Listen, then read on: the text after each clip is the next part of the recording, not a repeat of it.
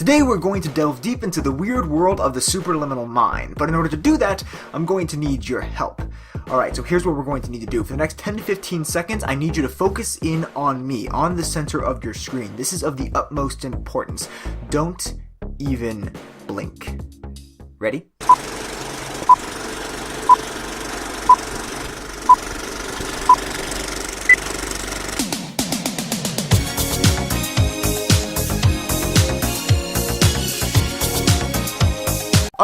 Alright, sorry. I promise, though, there was a point to doing that. So before you just, bombard me with your dislikes and your pointed comments, I just need you to do one more thing for me. Which of these two symbols, at a glance, seem to be the most favorable to you? It's this one, isn't it? This isn't just some random trick where I go, 50% of you guys just got punked and you're all freaking out right now. The odds are that it's actually closer to, 70 to 80%, and it's all due to a really interesting psychological quirk. It's called the mere exposure effect, and it's a pretty handy explanation as to why we begin to start liking things after a period of ambivalent exposure. The idea was coined in the 1960s by Robert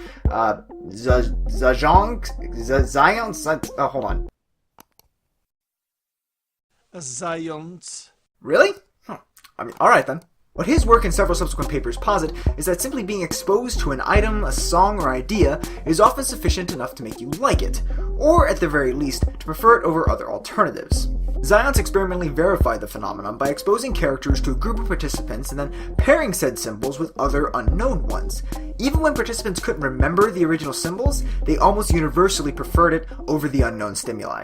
Since then, some psychologists prefer to couch the idea under the larger umbrella of what's called procedural fluency, which is just fancy talk for the idea that our brains are intrinsically lazy and seek out ways to be able to minimize the cognitive load. We've seen something before, it becomes easier for our brains to recognize it and thus imbue it with a higher priority. With enough repetition, this process becomes increasingly easier. Our procedural fluency of the item or idea is increased. Our brains prefer things that are easier to access, that have a higher procedural fluency, than those that have a lower degree of procedural fluency, or those that are harder for us to sort through and access. With time and with enough repetition, we simply find ourselves liking the thing that we've been exposed to more. We know that procedural fluency is linked to positive emotions, but we're not entirely sure about why. Some say that it's driven by an evolutionary response, right? That when we see something more frequently, it's safer for us to be able to engage with, so we begin to feel happier about it. Others argue that it's due to cognitive dissonance, that we see something so frequently that our brains have to justify our continued seeing of it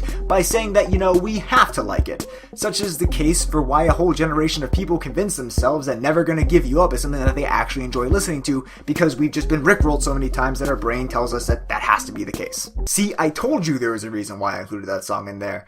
Or, maybe I just wanted an excuse to troll you guys. The world may never know. There is a caveat here.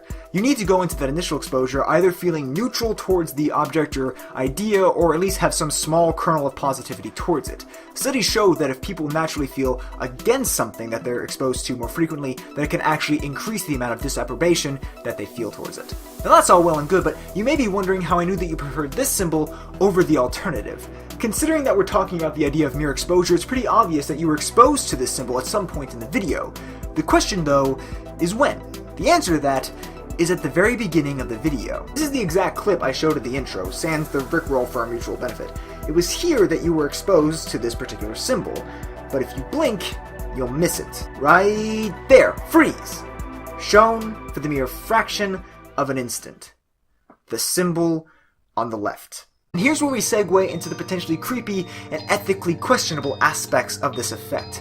Exposure and neutral affect are all that's required for this effect to take hold. Awareness of that exposure is not. Remember that study by Zions I cited earlier? Well, he didn't give little cards to the participants and then present them with some sort of distraction until they forgot. He flashed superliminal images at them before pairing them with an unknown stimuli. It's not subliminal. Subliminal occurs at levels below your brain's ability to process. This happens above that threshold, but before you're cognizant of the exposure, before you realize consciously what's going on. Advertisers are well aware of this, which is why there's such an emerging market for product placement in television, in movies and in video games. You may not be particularly predisposed to thinking that the Hyundai Tucson is a durable and rugged vehicle, but its consistent appearances on The Walking Dead may lead you to believe otherwise. Similarly, you may not know a guitar synth from a piece of the USS Enterprise, but Guitar Hero let a generation of gamers know that Gibson makes the best instruments in the business. This may make you feel a bit uncomfortable, and that's a totally understandable reaction. It's a bit unnerving to realize that your brain doesn't need to be aware that you've been exposed to something for you to feel attracted to it, for you to feel that vague, ephemeral sense of attraction, of familiarity to something that you don't even remember being acquainted with in the first place. But, fortunately, there is a sort of upper limit that curtails the potential nefariousness that this effect can have. For one, your brain may be faster than your conscious mind, but it still has its limits. The reason that the symbol thing works so well earlier is because it's a relatively simple thing, right? It's a single character. It's not like I could flash you guys the entirety of the Communist Manifesto and you'd all become Marxists or something. Flashing people with, just intricate and sophisticated arguments and concepts really is going to be a fruitless strategy. It's simply not going to stick. Second, exposure is really only going to moderate future experiences at best. No matter how many times you watch TMNT, you're never going to think that Domino's offers Trattoria quality pizza. But if you happen to be in the market for some delicious grease, cheese, and bread, you might be inclined to pick Domino's over one of its competitors. Finally, there is such a thing as overexposure, right? When you've been exposed to an idea so many times that it simply becomes unattractive. As an example, I actually became less likely to buy Pepsi products after watching World War Z. So at the end of the day, the brain's indefatigable quest to remain lazy has prompted the emergence of a small but curious cognitive quirk. Simply seeing something, even for a fraction of a second, is enough to engender positive affect towards it. Mere exposure, while interesting and staggeringly potent on a relative level, is only going to make you feel so positively towards something. It's not like it's going to make you do something out of character. But it is enough for you to feel that that stupidly catchy song is just that much better. I'm curious to see what you guys think about the mere exposure effect, about its potency and its limitations, the potentialities for it, both, positive and nefarious. I'm really curious to see what you guys think about that. Any other thoughts that cropped up while watching this video, or, any suggestions for future topics, just leave them all down in the comment section below. Look forward to reading all of them and answering a few of them in the next office hours. Sources for everything, as always, will be down in the doobly-doo, as well as links to the Facebook, the Twitter, and the blog. Look forward to seeing you guys out there as well. If you enjoyed this video, I hope you consider giving it a thumbs up, and if you want to support the channel, you can do so by commenting down below, by sharing this video, and by subscribing to the channel to stay in the loop for when more awesome social science content is uploaded. As always, thank you guys so much for watching. I'll see you next time.